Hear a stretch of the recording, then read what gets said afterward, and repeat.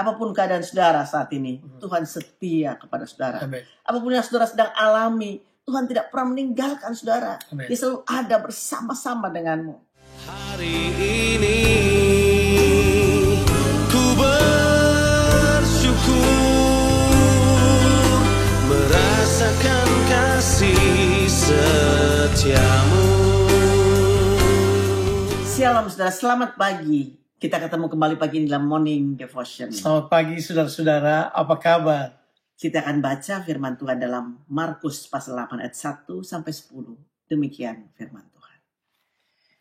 Pada waktu itu ada pula orang banyak di situ yang besar jumlahnya. Dan karena mereka tidak mempunyai makanan, Yesus memanggil murid-muridnya dan berkata, hatiku tergerak oleh belas kasihan kepada orang banyak ini. Sudah 3 hari mereka mengikuti aku dan mereka tidak mempunyai makanan. Dan jika mereka kusuruh pulang ke rumahnya dengan lapar, mereka akan rebah di jalan sebab ada yang datang dari jauh. Murid-muridnya menjawab, bagaimana di tempat yang sunyi ini orang dapat memberi mereka roti sampai kenyang? Yesus bertanya kepada mereka, berapa roti ada padamu? Jawab mereka, 7. Lalu ia menyuruh orang banyak itu duduk di tanah. Sesudah itu ia mengambil ke-7 roti itu, mengucap syukur, memecah-mecahkannya dan memberikannya kepada murid-muridnya untuk dibagi-bagikan. Dan mereka memberikannya kepada orang banyak. Mereka juga mempunyai beberapa ikan. Dan sesudah mengucap berkat atasnya, ia menyuruh supaya ikan itu juga dibagi-bagikan. Dan mereka makan sampai kenyang. Kemudian orang mengumpulkan potongan-potongan roti yang sisa sebanyak 7 bakul.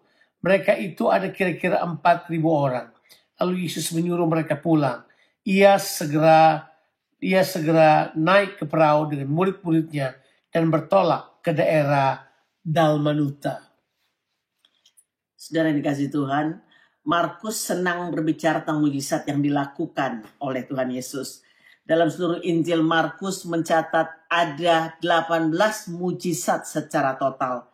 Dan 13 mujizat tercatat pada 7 pasal yang pertama. Dan yang ke-14 ada dalam pembacaan kita ini di Markus pasal yang ke-8. Saudaraku, kisah ini memberi makan 4.000 orang ini sangat mirip dengan kisah di Markus pasal yang ke-6. Yaitu memberi makan 5.000 orang. Dan bagi Tuhan, pengulangan atau mengulang sesuatu adalah hal yang biasa untuk menetapkan pengertian yang benar di dalam diri murid-murid Tuhan Yesus. Tapi juga kalau kita membaca Alkitab secara keseluruhan, saudara, cerita ini tidak mengejutkan kita. Karena di sepanjang Alkitab, Tuhan telah menyediakan kebutuhan umatnya berulang-ulang kali. Nah, misalnya, kalau saudara membaca perjalanan bangsa Israel keluar dari Mesir dan ada di padang gurun. Selama kurun waktu yang cukup lama, ada 40 tahun, mereka ada di padang gurun. Tuhan memberi makan mereka mana yang datang dari sorga.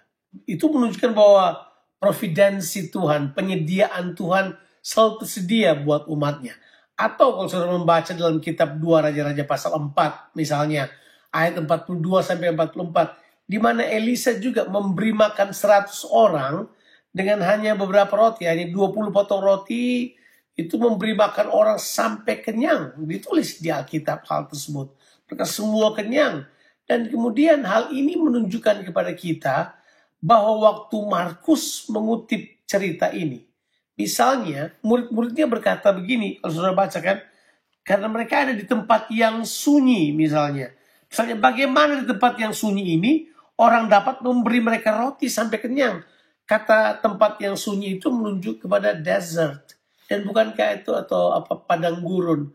Bukankah itu sebenarnya Markus sedang mengatakan begini, hey, seperti Tuhan memberi makan bangsa Israel dengan mana, Yesus mau mengatakan di sini, di padang gurun ini juga aku dapat memberi makan. Jadi sebenarnya cerita-cerita ini tujuannya diulang-ulang untuk memberi mereka pengenalan bahwa Yesus ini adalah Tuhan. Dia adalah yang dapat memberi makan bangsa Israel dalam keadaan sesulit apapun. Dia selalu ada untuk mereka. Dan ini sekali lagi, orang berkata, jangan-jangan Markus pasal 6 memberi makan 5.000 orang dan 4.000 orang ini sama ceritanya. Tidak sama. Yesus pun mengatakan itu. Kalau saudara baca di pasal 8 ayat 21 dan seterusnya, Yesus bilang 2 peristiwa itu adalah 2 peristiwa yang berbeda. Sekali lagi, ini menunjukkan bahwa penyediaan Tuhan selalu tersedia buat orang yang percaya. Amin, saudara. Jadi Tuhan Yesus melakukan mujizat ini untuk menyatakan bahwa dia adalah Tuhan yang setia pada umatnya. Saya mau katakan kepada saudara, apapun keadaan saudara saat ini, Tuhan setia kepada saudara. Amin. Apapun yang saudara sedang alami, Tuhan tidak pernah meninggalkan saudara. Amin. Dia selalu ada bersama-sama denganmu. Oleh sebab itu saudara, dalam pembacaan firman Tuhan ini, coba kita perhatikan ada 3 hal ini. Yaitu di dalam Markus pasal yang pertama ayat yang ketiga, berbicara tentang belas kasihan Tuhan Yesus. Tuhan kita adalah Tuhan yang penuh dengan belas kasihan. Dia berbelas kasihan kepada saudara sekalian.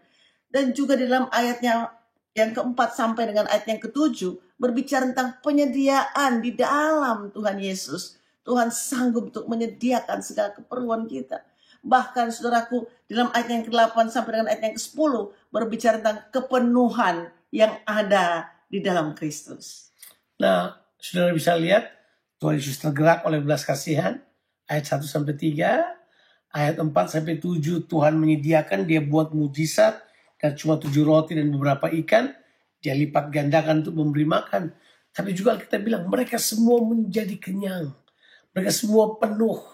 Mereka puas, dipuaskan oleh Tuhan Yesus. Sekali lagi, Yesus adalah kepuasan kita. Nanti saudara akan menemukan, kalau saudara perhatikan ya, orang-orang ini datang sudah bukan cari mujizat lagi. Mereka datang dari mana-mana karena mereka ingin ketemu dengan Yesus. Makanya Yesus berkata begini, sudah 3 hari mereka bersama-sama dengan aku. Dengan kata lain, mereka sudah diajar selama 3 hari. Mereka haus pada pribadi Yesus. Saya mempercayai bahwa kalau kita terus haus pada kepribadian Tuhan, kita akan semakin mengerti kehendaknya dan berjalan dalam apa yang Dia maksudkan. Amin, saudara. Apakah saudara haus dan lapar akan Tuhan? Tuhan menyediakan saudara semua kebutuhan dan keperluan kita, saudara. Orang yang haus dan lapar akan Tuhan, kita percaya kepuasan datangnya dari Tuhan. Have a blessed day, saudara. Tuhan Yesus memberkati kita sekalian. Amin.